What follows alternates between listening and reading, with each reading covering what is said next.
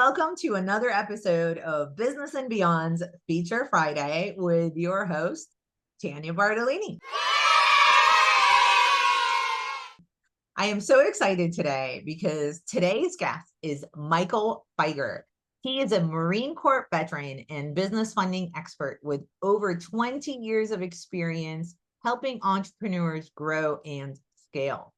He's a partner at National Business Capital, where he specializes in helping businesses that are profitable and generating revenue, but struggling with liquidity, secure fast, flexible funding solutions. Michael also brings deep expertise in web development and digital strategy, making him a powerful resource for growth-minded business owners. Thank you, Michael, for joining us today. Welcome. Well, thank you for being part of this great opportunity. I love sharing myself with your audience. Oh, we appreciate it as well. So, in light of that, would you please share a little bit about you, an overview of what you do, and why you got into what you're doing? Well, like you mentioned, I've been in the digital space for 15 years, and a lot of my work was with other agencies, digital marketing agencies. They were hiring me to do graphic design and web development and everything else in the digital world. And they kept saying, I'm waiting for my client to get funded so we can begin. And a light bulb went off. And I go, I can do that. So the Marine Corps came out of me, and I just adapt and overcame a problem that my customers were, or my clients were looking for. And I interviewed with a few companies, and National Business Capital was the best that I found, and the relationship is great. And so now my funding business is outgrown my digital area, and so I'm doing this full time now, not just for agencies, but for other types of businesses. So, what you're saying is you were in a business that you did for a very long time and you enjoyed, and you saw a need that your clients had. So, you pivoted and started giving them, the solution to the problem that you saw they were having. Exactly. And that solution just it took over everything else I was doing. There was more demand since AI has really changed the marketplace, where most people are doing their own graphics, they're doing their own web design. The need was there now. Funding was an alternative for me to grow my way of helping businesses. And so was that a conscious decision of let me find something else that I can do? Or was it that you just stayed on top and put your hand on the pulse of your clients, so to speak, and saw that this is something that's trending and decided to go into it? Well, I was listening to my clients, and when I decided to offer the funding as a service, I realized that the demand was even stronger than I expected. And even though I had a passion for digital marketing, the I saw a bigger need for companies to grow, and it just made me want to do that more. One, because there were just so many companies in need of liquidity that it was a no-brainer for me. See, and you just brought up a great point that I want to hammer home for a lot of people. When you have a business, things change, the world changes, your clients' needs change. And the only way that you can continue to be successful is by listening to your clients and figuring out what is it that they need and can I provide it? How can I provide it? And let's start doing that. And that's exactly what Michael did. He went from his passion and what he did for 15 plus years with digital marketing.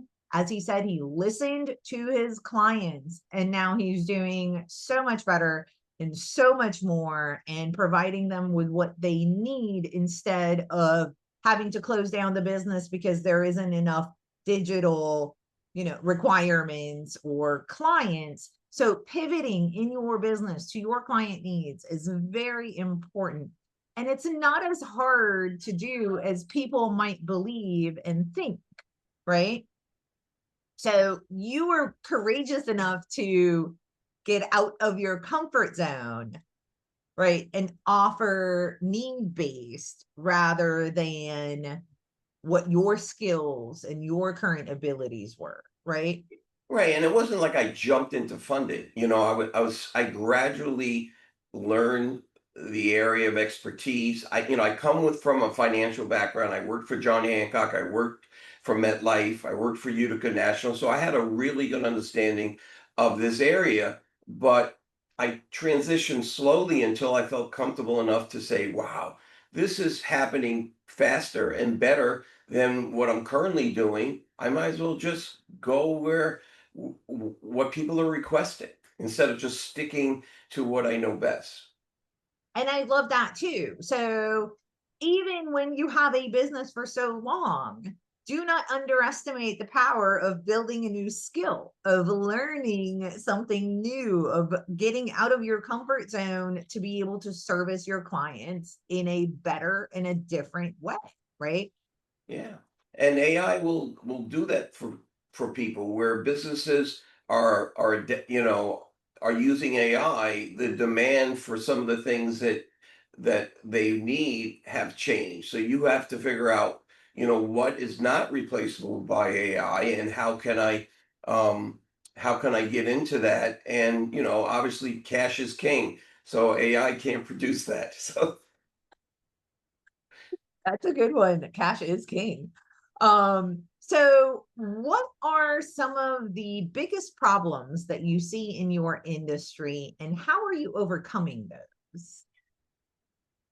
the biggest problem is people have a pre mindset that it's going to require a lot of documents. It's going to take a long time. I don't have enough credit score. And there are companies that do require all those things, but company like National Business Capital can forego all that and base it on elements of risk that will make the transition to getting those funds faster and with less paperwork. And so I had a $2 million equipment financing, and it only took 14 days, and the client was able to buy the additional equipment and continue to grow. So there's so many success stories where we're doing things that the traditional lenders like banks and other lending institutions aren't doing. Okay, so from my understanding of what you just talked about was educating people about the process and what's needed is probably one of the biggest obstacles that you're having because people have a misconception about what it takes to get a business loan. Yeah, people aren't thinking fast. They're not thinking flexible. They're not thinking, I can do this or it can be done, and we make it possible. Okay, and so how are you overcoming that aspect? That it's really based on my relationship with the person that I'm speaking with. And so, relationship is great, but trust. And so I'm meeting with them, I'm showing them visually. I think visual examples of people in their industry that have succeeded is tells the story, and it gives the people an opportunity to go for it. You got nothing to lose. We don't do hard credit checks. Everything is soft. So let's see what happens. So, other than speaking to people one on one who are already looking for funding, are you doing like webinars? Are you doing networking? Are you doing lunch and learns? So, what are some of those things that you're doing that are actually helping overcome that gap of the education of people's preset mindsets? Well, a lot of it has to do with what I'm doing. Like you mentioned, I'm on various network groups. So I go to Alignable is one, and where, my best relationships, my best connections are people that are doing business revenue. They're analyzing business revenue. They're analyzing expenses. They're analyzing a company's growth, such as a tax advisor, a fractional CFO, an accountant, a CPA. Those people are my best resources because they're offering their expertise, and the piece that they don't have is the liquidity and the solution. So they team up with me, and my company pays them for that relationship. So it's a win-win situation. They already have the trust. I'm just coming in as an advisor to help them solve that growth issue.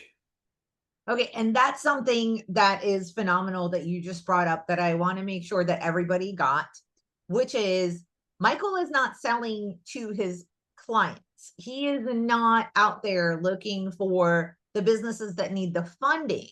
He is actually going about it, trying to find the affiliates, the referral partners, making an environment for his business that's conducive to helping people, and not just by trying to find those people that might need that help, right? So partnering with the CPAs and the financial advisors, right?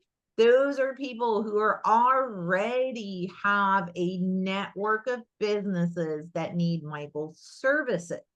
That's the same thing with any business. If you can find your network of people that can help refer you the business so that it's a win-win-win situation, right? That's going to be more beneficial to your business than it is to try to find those one-off clients.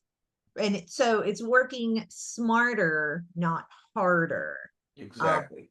and And thank you don't get me for wrong, I do get leads, from people who have interests. But I find that it's working with the professionals who are directly looking for cash flow for their clients so they can add new locations, so they can, buy inventory for what's going on with the tariff situation. So they can buy a franchise or whatever they need for growth. They've already established there's a need. I'm just teaming up with them. Yeah, and so that's where that pivoting also comes in. That's where the education part of it, right? Because you're teaming up with other people rather than just trying to do it all yourself, right?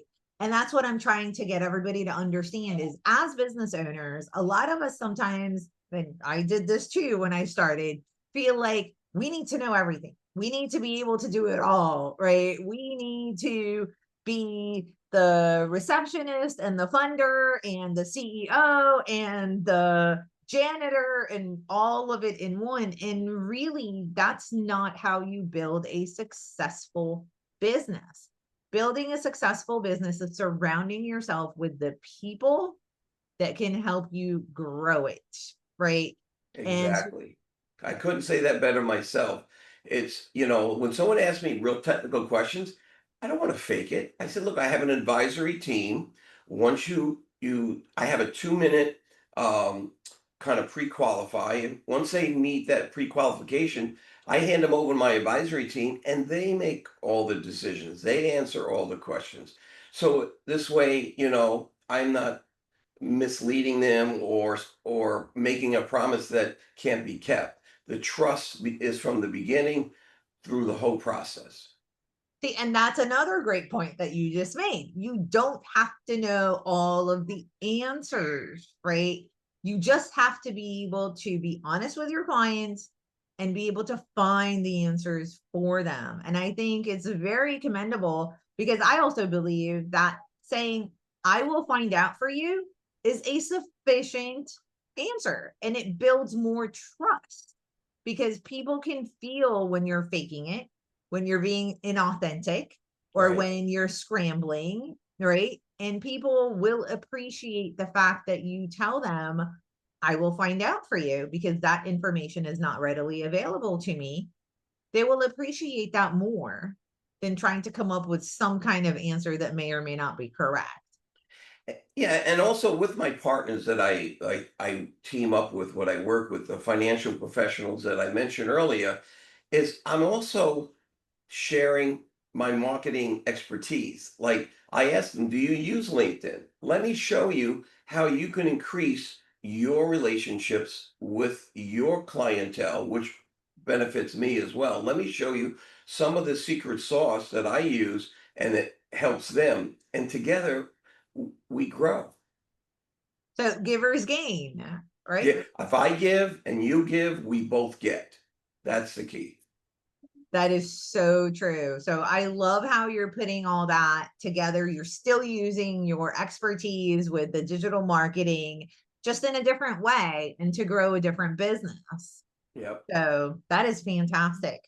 Um, so what are some of the obstacles, failures, challenges that you have faced either in your current business or the prior business, and how have you overcome them? I'm a veteran of the United States Marine Corps, and the Marine Corps tells you they're the solution for everything. I don't look at things as an obstacle. I don't look at things as a failure. I look at it as an opportunity to learn and to grow. So if I get something, I'm always thinking about, like you mentioned, work smarter, not harder. How can I I'll give you an example. I'm on LinkedIn and I'm looking for a way on LinkedIn to connect my LinkedIn work with a CRM. And what I'm finding is there's all these tools and it gets confusing. But I will find a way to be able to do that so it enhances what I do and I don't have to do it manually. And so those are examples where there's resistance in being organized and I'll find a way. This way I can grow along with the technology.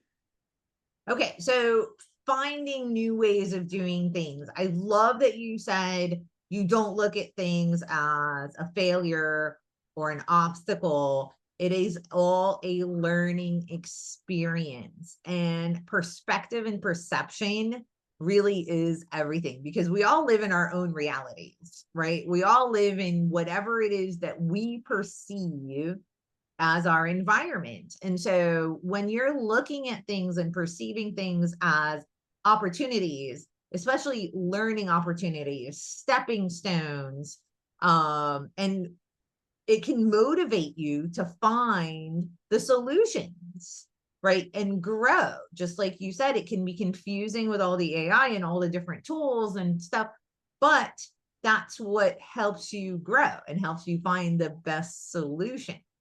And I just don't keep it to myself. I share it with people who also are having those problems. And it's so rewarding to be able to watch somebody succeed.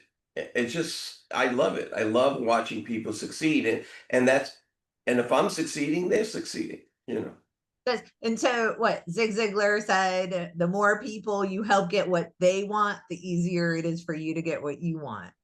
I'm a big fan of Zig Ziglar. He used to say that when people say, "Oh, I can't," there's no such word as can. Or people say, "I'll try." Try means you don't want to. So make it a statement is, I may not know the answer now, but I will, and I'll find the solution based on my willingness to be open to learning. And yes, willingness to be open to learning. There is so much in this world. There's no way that any single person can know everything. Right. And so there's always new things. There's always new ways of learning. There's always new things to learn and apply in your business, in your life, whatever it is. And so that I love that. That's what keeps people successful, right? Is pivoting and learning.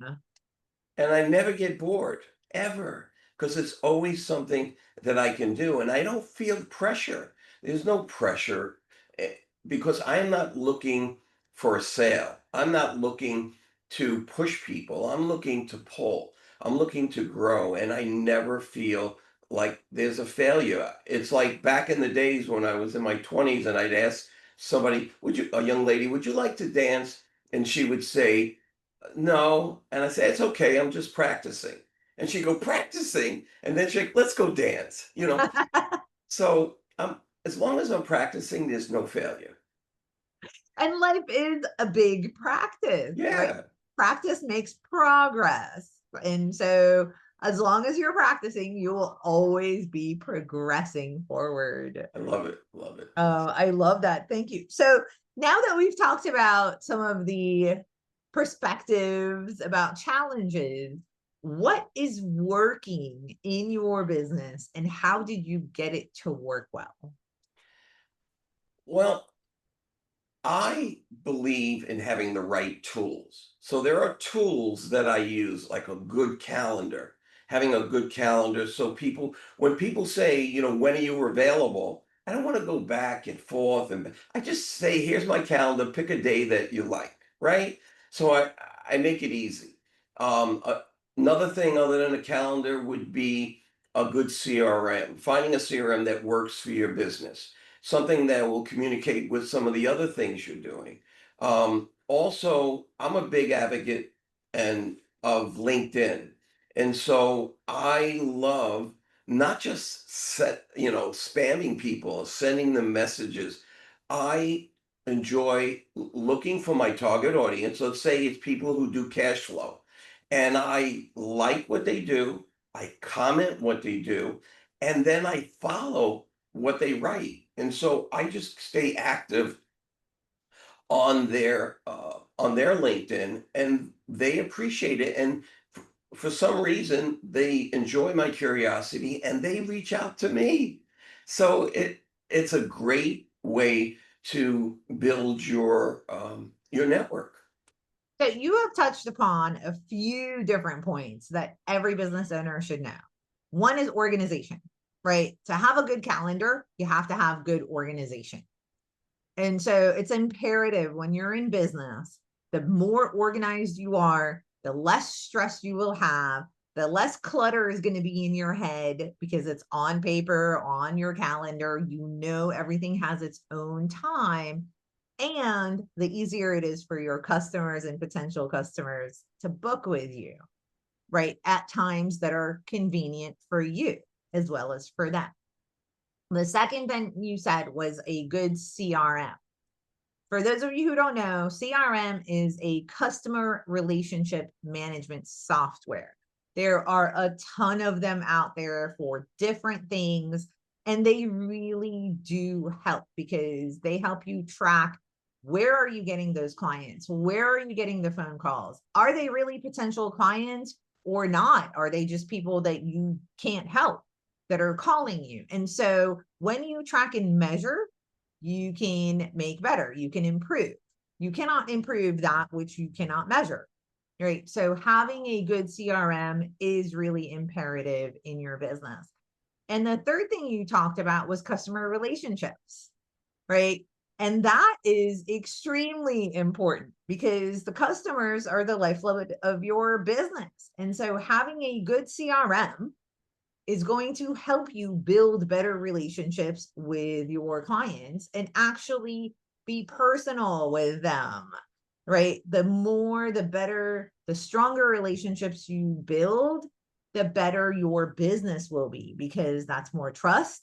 They will refer people to you. They will appreciate that personal touch and that they're not a number, right? And they're being treated as a person. So I love all of those things that you've said. And those are working for you because you have, it seems like, put in systems. That's the word, system. I have a system, and part of that system is mentorship. I've found mentors along the way that I continue to learn from. Like you say, you can't know everything. You mentioned Zig Ziglar. He was a mentor of mine. John Maxwell about leadership is a mentor of mine. I read a book that was given to me as a young man. It was called Psycho-Cybernetics, and it was by an author by the name of Maxwell Maltz. he shaped who I am. He gave me the courage to go into the Marine Corps.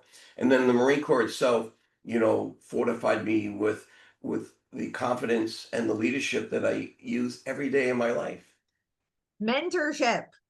This is awesome. I truly believe in mentorship. I'm a business coach. I have my own coaches, but I love the fact that you have put a spin on it for people, because most people think to have a mentor, it has to be someone you have to talk to them, you have to, meet with them, whatever it is. And that's not 100% true. You can have mentors like Zig Ziglar, like John Maxwell, without ever meeting them in person. Right. Right? Reading their books, watching podcasts of people who are where you want to be.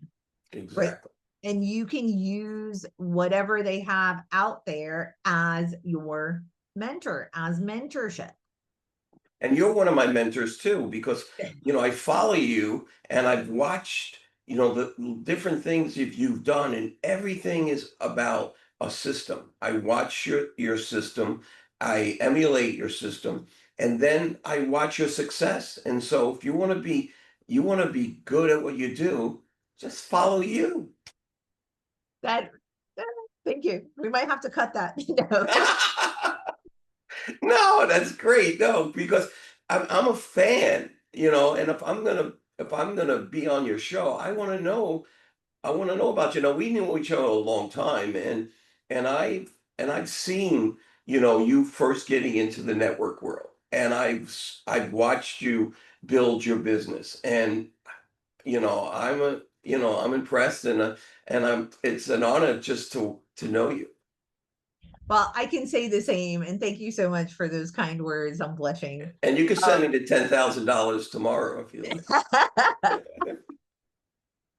most certainly.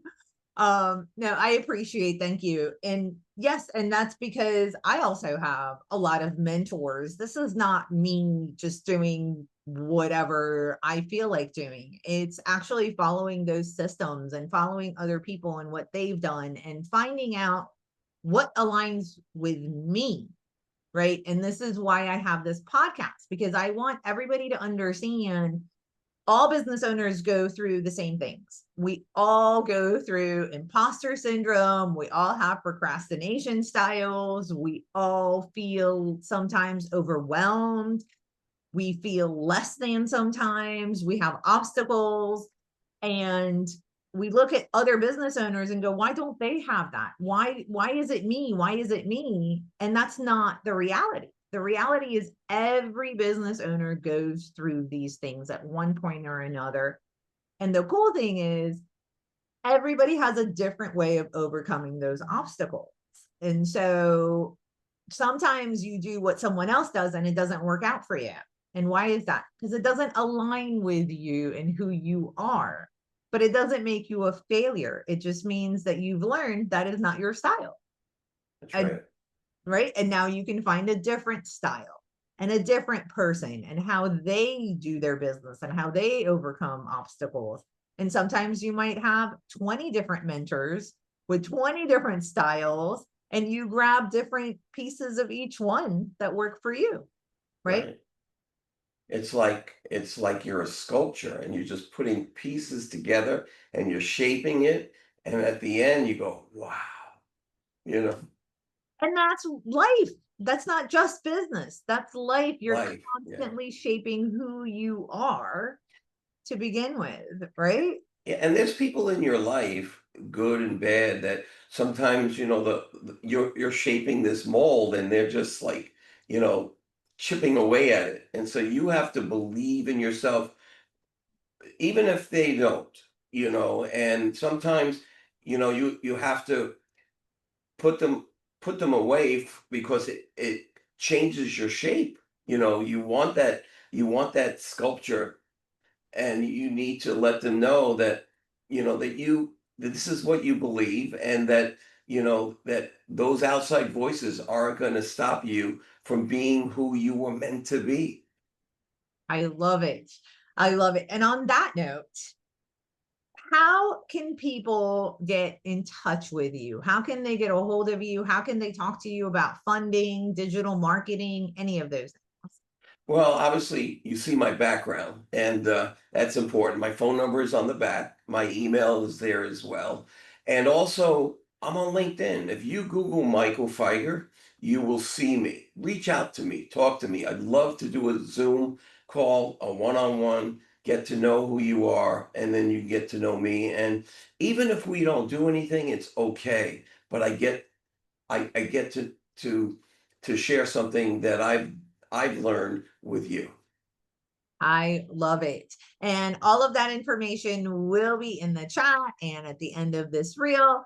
So, Michael, in closing, if you could give business owners one piece of advice, what would it be to help them succeed?